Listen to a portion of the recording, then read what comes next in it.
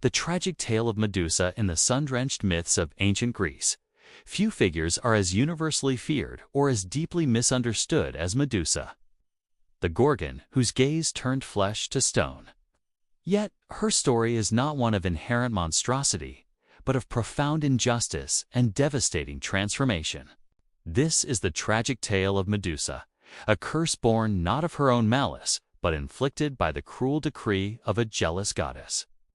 Our story begins with Medusa as she once was, a breathtakingly beautiful maiden, with hair like spun gold and eyes that shimmered with kindness. She was a devout priestess in the temple of Athena, a place of purity and reverence where Medusa dedicated her life to the goddess.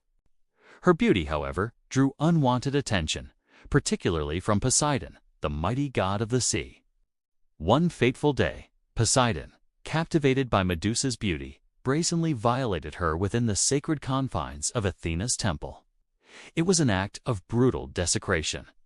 Instead of punishing Poseidon, Athena, in a fit of rage and misplaced fury over the defilement of her temple, turned her wrath upon Medusa. It was a cruel and swift retribution. Medusa's beautiful hair transformed into writhing, venomous serpents.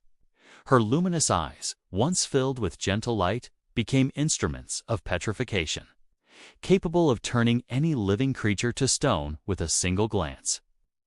Her once human form became monstrous, terrifying, a reflection of the horror inflicted upon her. Exiled, Medusa fled to a desolate island, a place of jagged rocks and chilling winds, forever alone. Every living thing that approached her, by accident or design, was instantly turned to lifeless stone. Each petrified figure, frozen in terror, was a heartbreaking testament not to her malice, but to her curse. She yearned for connection, for solace, but her very existence became an act of accidental destruction. Her gaze of stone was not a weapon she wielded with joy, but a perpetual torment, forcing her to live in utter isolation, surrounded by the accidental victims of her cursed form. This was the true curse of Medusa. Not the ability to turn others to stone, but the agonizing inability to ever truly connect, to ever be seen, or to ever find peace. The world knew only the monster. Tales of her terror spread, and heroes sought her out, eager to claim glory by slaying the dreaded Gorgon. Many tried, and many failed, adding to the stony landscape of her lonely isle. Her very existence became a magnet for destruction, leading inevitably to her final, tragic encounter. The hero Perseus, emboldened by a quest and aided by the gods, journeyed to her island. Guided by Athena's shield, which acted as a mirror, he approached Medusa. He did not meet her gaze directly. With a swift, terrible stroke, he severed her head. From her dying form sprang Pegasus, the winged horse, and Chrysaor, the giant born from her blood, final, paradoxical burst of creation from a life of imposed monstrosity.